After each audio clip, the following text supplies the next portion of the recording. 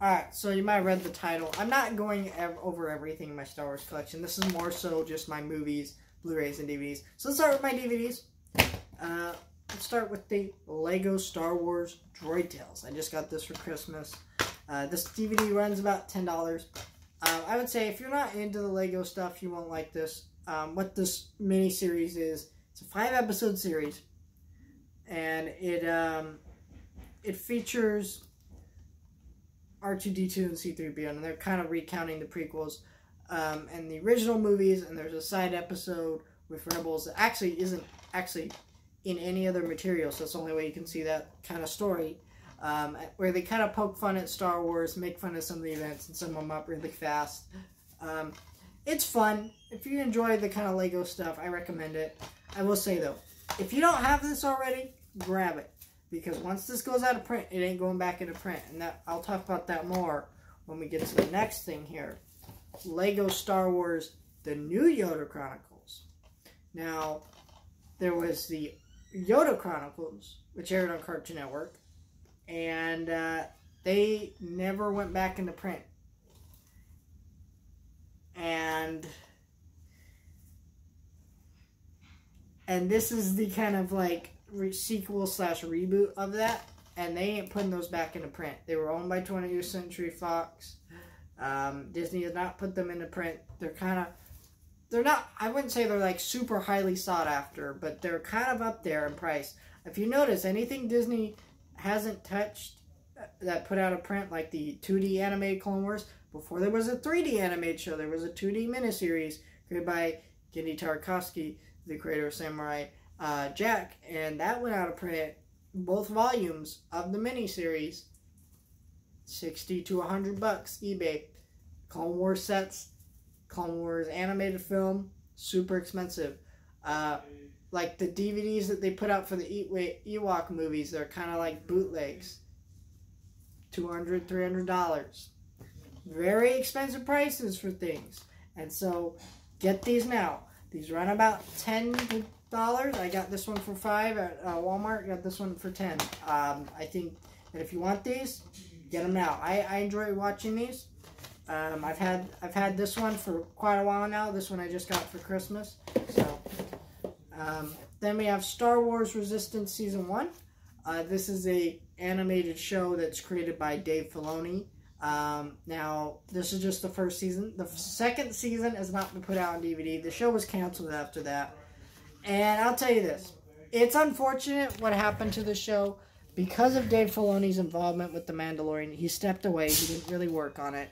The show is set in between the new sequels and the new sequel trilogy. It's set before that. So it's kind of actually set in between that Mandalorian time area there.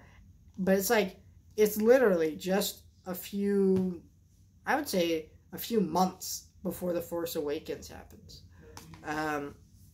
And it's kind of a boring story. It's stuck on one place. It's really not that interesting. It's more of a kid-oriented show.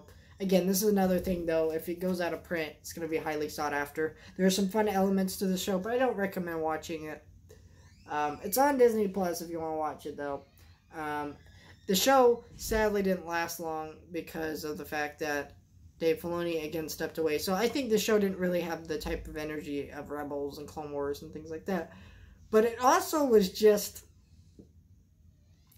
really, really bullcrap, the time slots this had. This is a kid-oriented show that they were airing at 10 o'clock at night. Like, premieres of new episodes. And then they never reran those episodes. Like, that's pretty messed up. So, yeah, this show,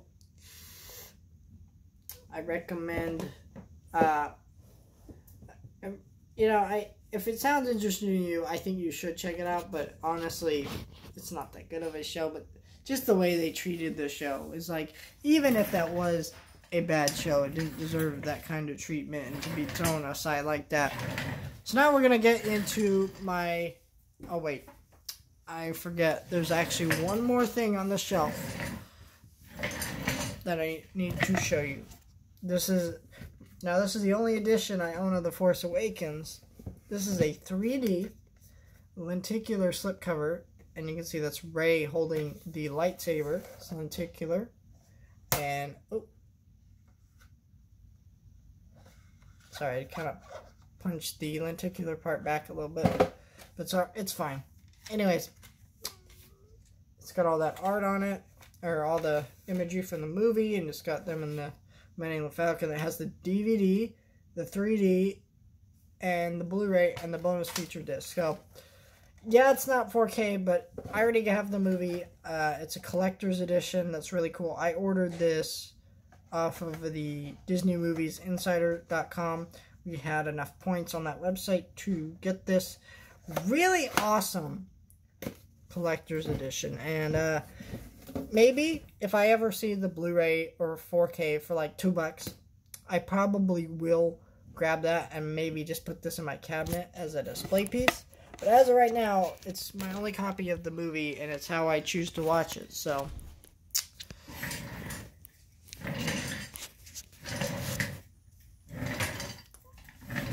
now we're going to get into more Lego stuff.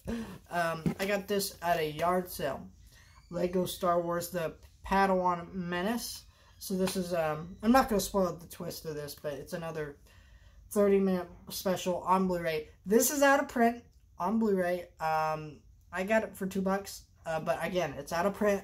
Again, look at that little logo right there. That's not a Disney logo. That's 20th Century Fox, which is now owned by Disney, but wasn't at the time. So a lot of these things aren't going back in the print. You will never see this in print.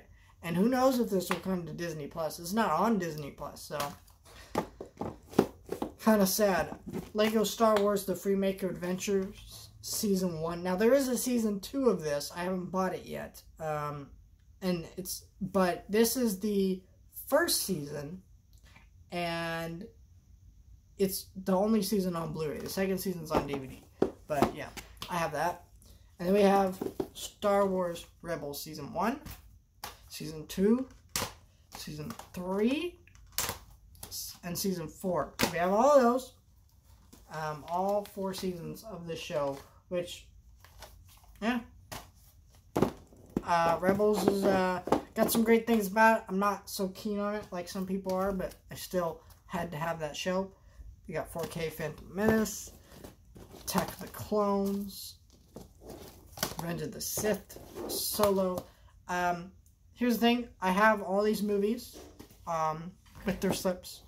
I got them really cheap, and that's why I have them. And I don't have The Last Jedi like this, because The Last Jedi, I got these across different sales and things like that. And The Last Jedi, just couldn't find that one 4K, but it was right there, Blu-ray for $2. And I said, okay. We got Rise of Skywalker, Return of the Jedi, Empire Strikes Back, A New Hope. So that's kind of all that stuff right there. Yeah, I will upgrade if I find it for a good price, because I do want all these matching, because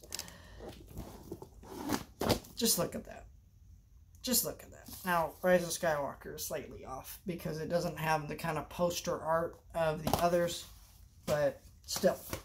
So, because this just looks off. You know, just that one, there's that one Last Jedi at the end. But either way, I'm just happy I have these movies. They're fun movies. Seriously, I'm not one of those Star Wars fans like screw the prequels or screw the sequels. I appreciate elements of all of them. I have soft spots I like about all of them, but the bad ones I will criticize for being bad. Attack of the Clones, terrible. Phantom Menace, terrible. Revenge of the Sith, terrible. Rogue One, I like parts of it, has a lot of issues, it's okay. Same thing with the rest of the sequel trilogy, except Rise of Skywalker. That one's actually terrible. And Last Jedi has some really bad parts to it, but it's not completely garbage. So, yeah, I appreciate elements of everything. You know, I have some stuff in my collection, like the Lego stuff or Resistance, where I'm like, it's not that great, but I have it. because I like many parts of it. And so, why not? And so, yeah, that's kind of my Star Wars collection of movies. Sure, I'd like to own every season of Clone Wars on Blu-ray and the 2D one and all the Lego stuff. But that stuff is out of print, super expensive. And if I ever come across it one day, I probably, for a good price, gotta grab it. But when is that gonna happen?